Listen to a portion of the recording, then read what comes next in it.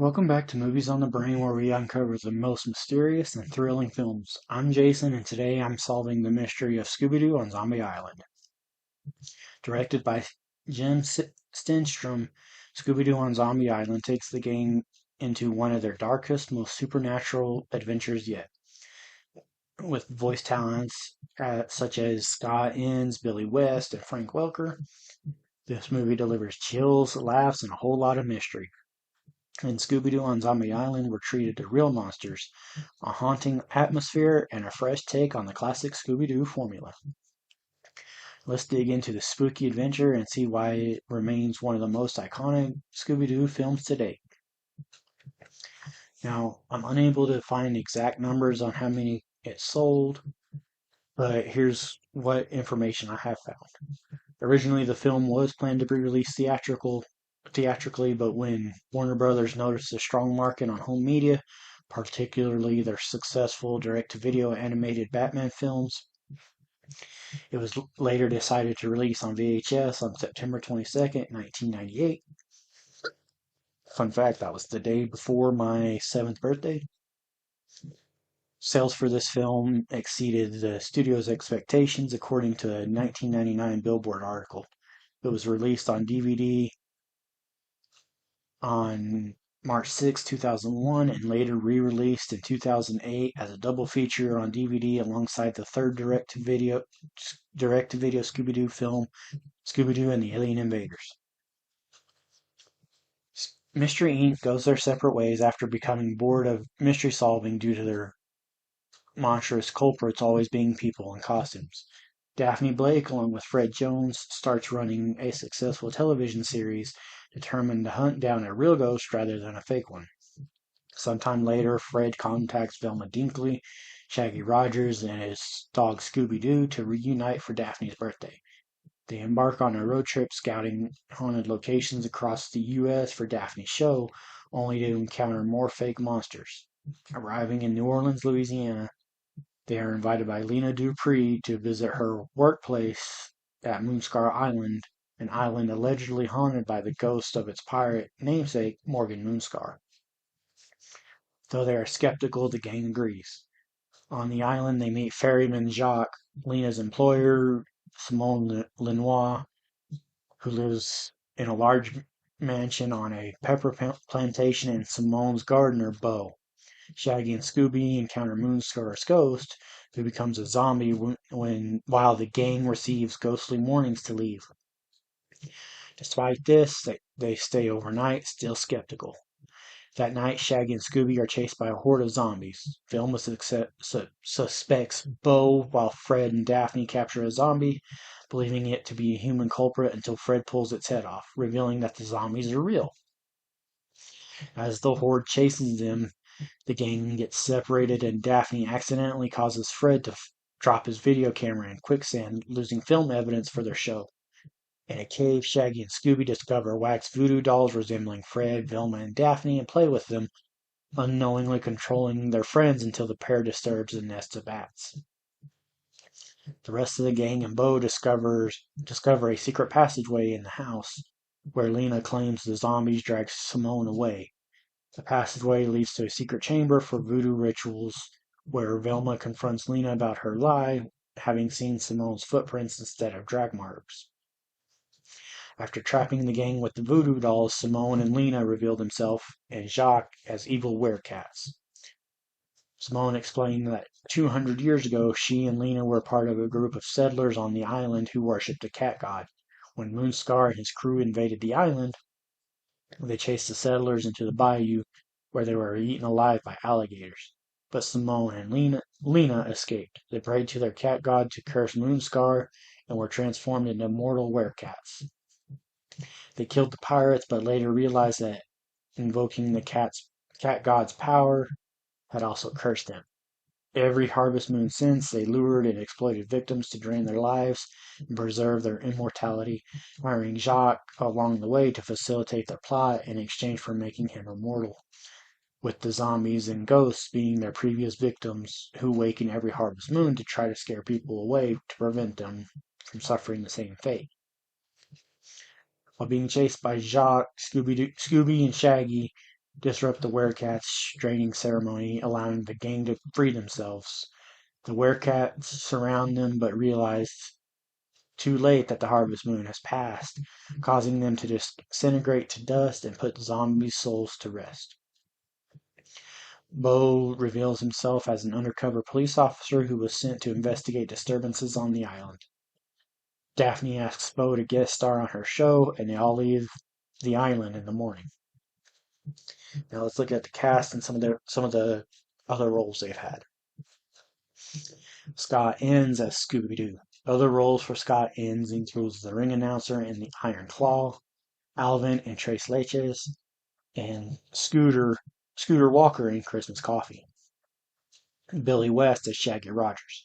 Other roles for Billy West include Philip J. Fry in the TV show Futurama, Ren and Stimpy in the TV show Ren and Stimpy, and Austin in the World War Z video game.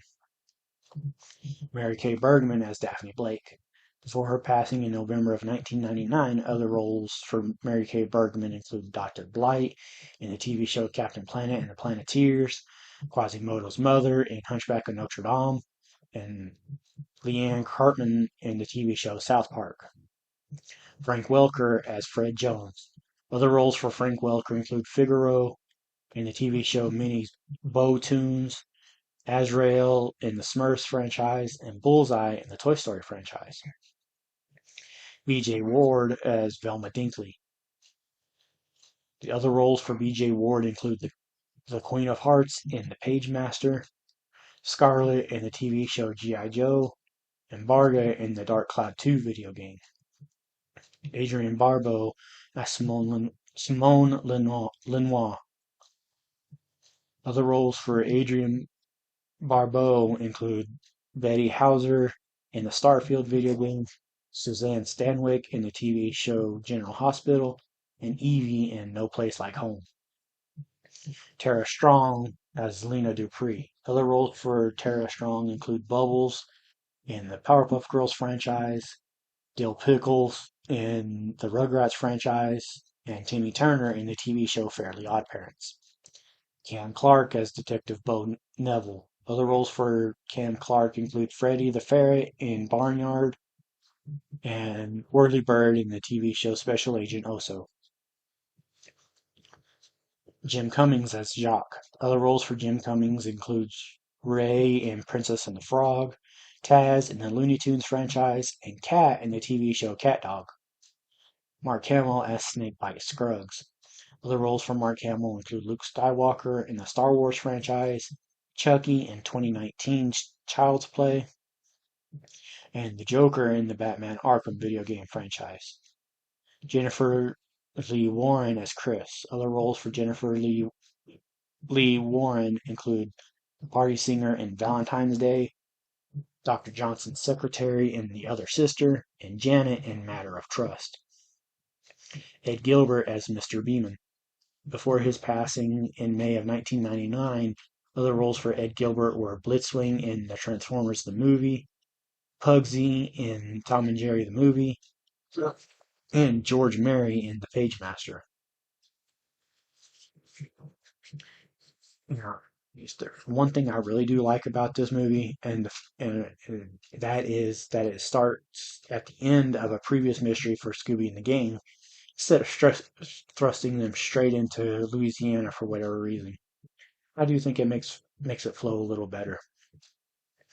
Daphne being a talk show host, Fred being her producer, Shaggy and Scooby working in customs at an airport, and Velma being the owner of a bookstore is such a unique actual start to the movie after the flashback. I really enjoyed the montage of the gang capturing more bad guys in masks, even though for Daphne's show she's trying to capture real monsters. The soundtrack, as always with these Scooby-Doo movies, is great too. It's been a while since I've seen those. It's been a while since I've seen those others.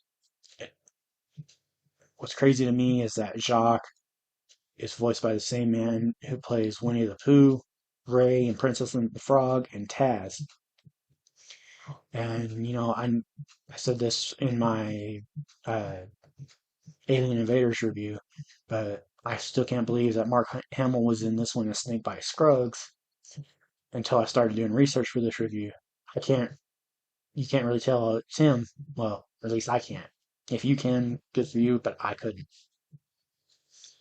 I do wonder if this movie is where they got the inspiration for the hot pepper scene in the first live action Scooby-Doo movie. Scooby constantly terrorizing Simone and Bo is pretty par for the course for him, and Scooby constantly going after the cats is new. It's Terror Time Again by Sky Cycle is such a great song, especially for the sequence that it's used in. Tara Strong really just gives a phenomenal performance as Lena. You actually kind of almost forget it's her when you're watching it, or at least I do. Lena and Simone being the villains was pretty obvious if you're paying attention, and Bo was just added in to throw you off until it was revealed that he was a detective. The flashbacks on how Lena and Simone became the cat creatures and what Morgan Moonscar had done really makes you want to side with Lena and Simone. At least I think it does. I mean, these are my thoughts, so. At first, the wax dolls were a strange thing to put into this until it was revealed for Lena, Simone, and Jacques to continue to have eternal life, they had to take the life force of their victims. The dolls ending up leading to their demise and allowing the zombies to finally rest after being avenged. Overall, a great movie that I can watch over and over again, much like most of the Scooby-Doo movies. Now let's look at some fun facts I found out about this. This film is dedicated to Don Messick, the original voice of Scooby-Doo. This is the first time Scooby-Doo showed any aggression towards any animal. In all previous series, he is kind and friendly towards not only cats, but others such as mice, gophers, chicks, etc. This film marks the first time someone besides Casey Kasem voices Shaggy. Reason being, Kasem refused to provide the voice of Shaggy if he would not be a vegetarian like himself. Shaggy eats crayfish in this movie. Crawfish, whatever you want to say. Instead, Shaggy is voiced by Billy West. Daphne being the believer and Fred being the skeptic is a reversal of their roles from A Pup Named Scooby-Doo. Excluding the prologue and flashbacks set in the 18th century, the movie is set over a time frame of 2.5 days. Velma becoming a bookstore owner following the dissolution of Mystery Inc. is a reference to Ray Stantz owning a bookstore following the dissolution of the Ghostbusters at the beginning of Ghostbusters 2.